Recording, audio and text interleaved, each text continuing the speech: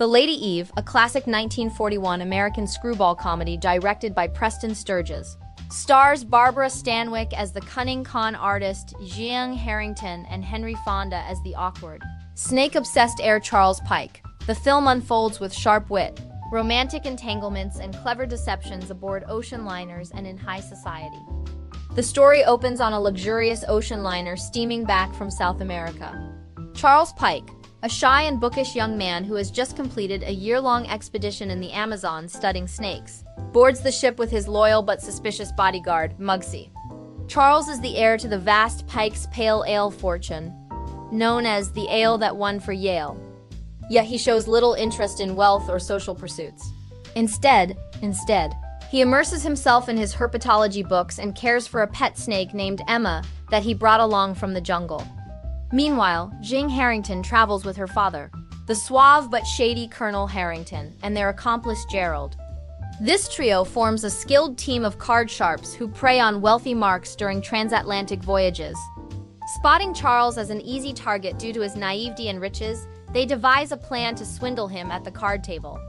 Jean takes the lead in the seduction, using her charm and beauty to draw him in.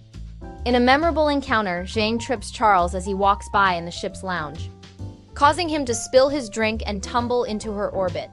She apologizes profusely and invites him to her table, where she employs every trick in her arsenal to captivate him.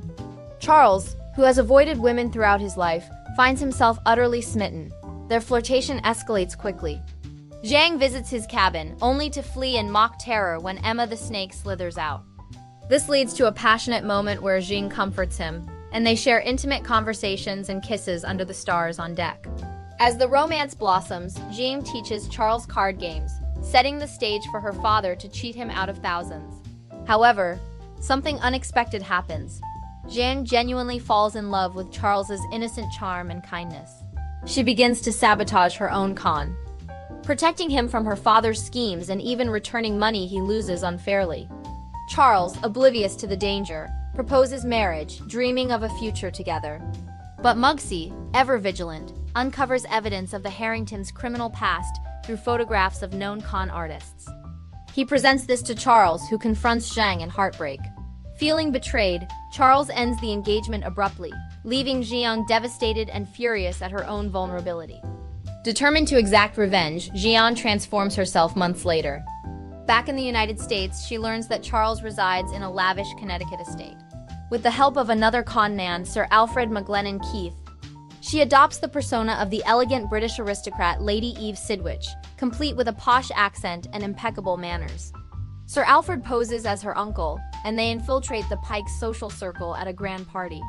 When Charles encounters Lady Eve, he is stunned by her striking resemblance to Jean. He stumbles over his words and feet, falling head over heels once more. Muggsy insists she is the same woman, but Charles dismisses it, rationalizing that no one would dare approach him without a better disguise.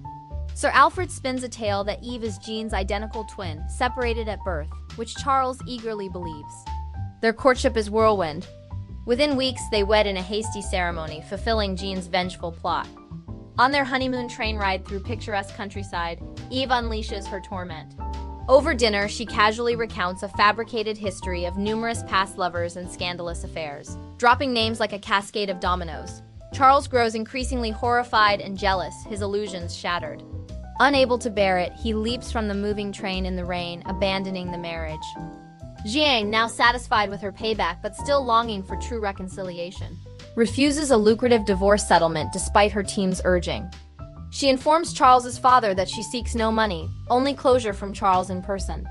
When Charles declines to meet her, she learns he is embarking on another ocean voyage. Accompanied by her father, Zhang books passage on the same ship.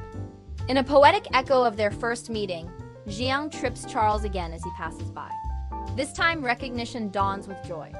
They embrace, confess their enduring love, and rush to her cabin.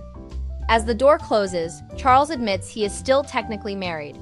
Jean smiles and replies that she is too, sealing their reunion in mutual forgiveness and passion.